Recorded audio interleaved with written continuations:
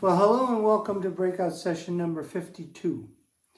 It's been almost 4 years to the day that I put out my first educational video. And I went back and looked at it. It was about open tunings. And the video itself was pretty crude, but there was a lot of good information in there. So I thought I'd go back and take a look at it and just do a quick recap about it. So we're going to talk about open tunings today. Yes, we're going to talk about open tunings today. We're going to talk about the A and E and D and G tunings, but I thought I'd break it into two different parts because it gets pretty long. So this is going to be part one, and we're going to talk about the E and D tuning. So here we go. So first, as usual, I want to say hi to all the members of the Guitar League out there around the country that might be watching. And if anybody hasn't subscribed to my channel yet, I'd sure appreciate it. And if you hit the little bell, we'll tell you when something comes up because we got a lot of good stuff on here. It's all free. And if you like it, please hit the like button and leave positive comments. You can keep those negative comments if you want. So let's go back and talk about open tunings, okay? And today there's many alternative tunings, but we're going to talk about the open ones that make major chords. So we're going to talk about open G tuning, open A tuning, open D tuning, and open E tuning, pretty much. And what notes, they have a lot in common, those four tunings, okay? So what notes you can use, where the 4 chords are and the 5 chords and the minor chords and stuff like that. So we're going to talk about that. Masters of these tunings like Ry Cooder, Dwayne Allman, Daryl Trucks, Sonny Landreth, and the Delta Blues guys like Robert Johnson and Elmore James. That's where a lot of this stuff came from. So we're going to talk about, we'll start with open D tuning. And, you know, a lot of people call this vestapol tuning, okay? And there's a long story behind it, behind that name, okay? But the tuning was actually, it was from the siege of Sebastopol. Back in the 1800s, there was music written for that, okay? And there was a guitar company that came out in the 1800s, making the first company that made acoustic guitars in mass numbers. Maybe not the first company, but they were one of the first. It was called Lion and Healy out of Chicago. And when they mailed out the guitar, it also came with an instruction book, and it had different kind of tunings. It had flamenco tuning, and it had the Siege of the Vestapol, Sebastopol tuning. And that was actually open E tuning, but that was a little too heavy, as you'll learn, on guitar necks. So people adapted that to open D tuning, which is actually turning down. And then somehow the name evolved to vestapol. Okay, so if you hear that term, that's what it is. Okay, so open D tuning.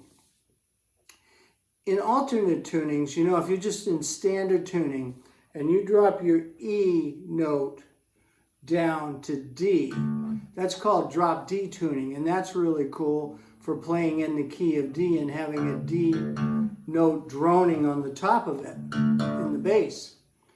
And then if you take the high E string and drop it down to D, then you're in double drop D tuning, which was a favorite of Neil Young and Joni Mitchell. Joni Mitchell, actually, I think in her career, it says that she used about 40 different types of tuning. She had to like write down what the song was tuned in so she'd remember it later. So we're not going to get that complicated. So so if you were at D and D, and then you took your B string and dropped it to A, you'd be in what's called dadgad tuning, which is a favorite tuning of a lot of finger pickers. So if you get all that way down, and then you take your G string and drop it down a half a tone to F sharp, now you're in an open D tuning. And the thing about open tunings is it makes a major chord. That's a D major chord. So every time you fret it up the neck, you're getting higher chords. So this would be an E, right? D, E, F, G, A, etc. if you bar the whole thing. Okay? Then there's other fingerings that you can use. The beauty of open tuning, there's a lot of beauties of it, but you can play it with one finger. That's how Dolly Parton, you're wondering how she plays guitars with fingernails this long. She has it in open tuning, and she's just laying her fingers on it, and she's playing chords to accompany her singing. So that's, if you have problems with your hands, but you still don't want to give up that guitar, you should try an open tuning, and you can pull it off with one finger or a slide that we'll talk about later.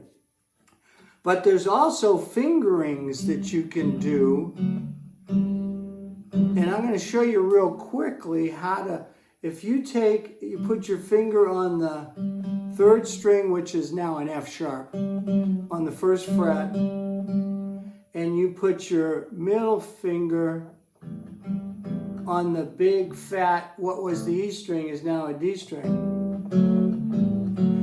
That's like an E minor. So you'd have like a D.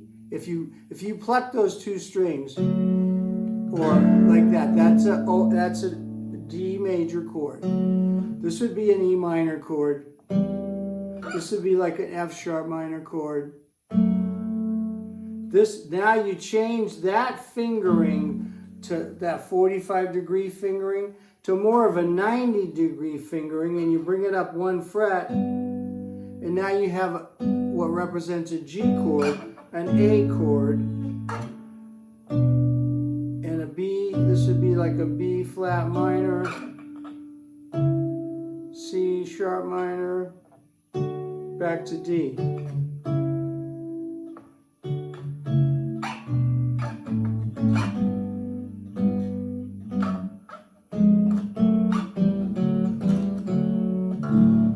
Okay, so that's all the chords in this D scale. Okay? So you could play just two finger chords, and you can strum the whole thing. It's really like a suspended thing when you do that, but sounds good. Or you can just pick those notes out, because that way you can hear it way better.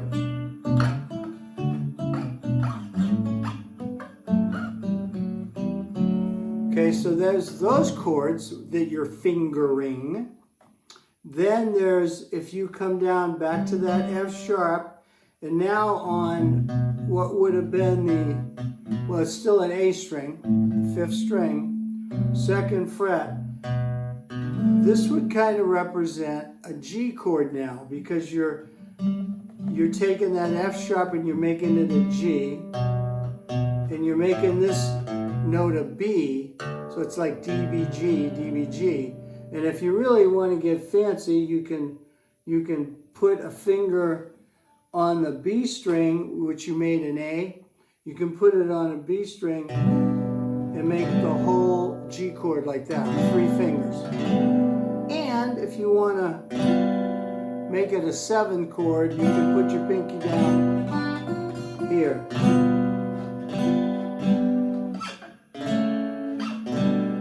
So that kind of represents an A up here. G, D. Or D, G, A, by fretting, barring all the strings. Okay? Now then, there's a lot of notes that you can play. And by the way, E tuning and D tuning, everything I'm showing you works the same way in those two tunings. So we're not going to go to E tuning, okay? I'll show you how to do it. But all of the fingering works exactly the same way in E and D. And G and A tunings work the same way too. And I'm going to show you how that works. But, so there are notes that you can use that fit in on either a D if you're doing like lead stuff.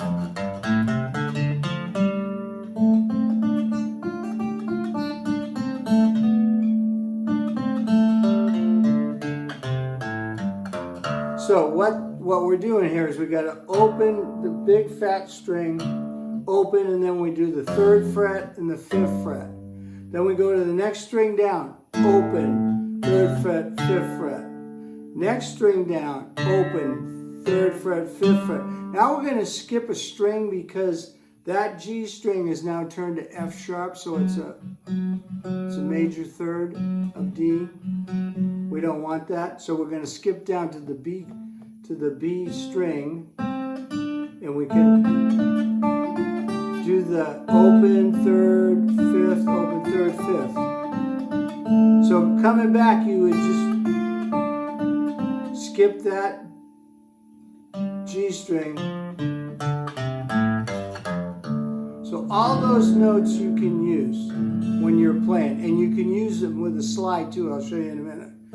Or there's any of the notes on the 12th fret and the 10th fret.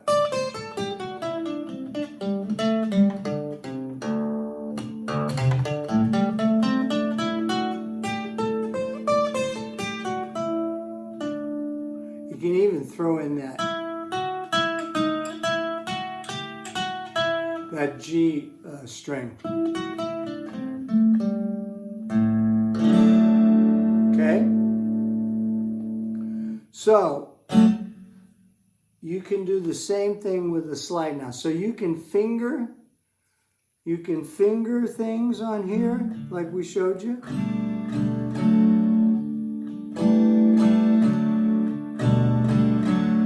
Or you can play with a slide. So, a slide, there's many different kinds of slides.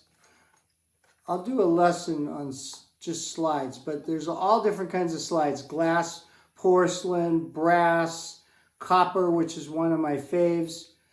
And there's a big glass one like Dwayne Allman's bottle. But now my latest favorite is magnesium. It's called a mag slide. It's 80% lighter than brass and 20% lighter than glass, and it's a nice big chunky thing, fits on your pinky finger, because that's where I like to play it. That's also a personal preference, but I like the pinky finger because then it leaves me at least a couple of fingers that I can fret notes with. So when you play with a slide, the open strings are the 1 chord in the key of D. If you come up to the 5th fret, that would be the 4 chord in the key of D. And in slide, you want to come right over the top of the slide with the center of your, right over the top of the fret with the center of your slide.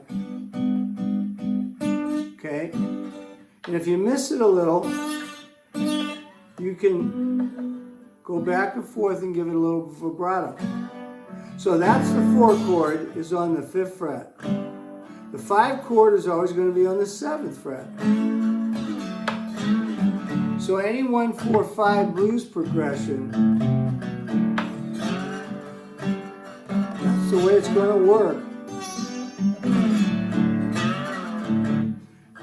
Okay, and in an E tuning and D tuning, the root note is on the big fat string.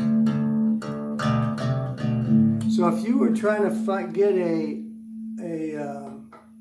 shuffle beat going, you would just use the big fat string as as your drone note. And you go down to 5th string, 2nd fret, 3rd fret. Gives you a shuffle. And if you come up to the 5th fret and barred it,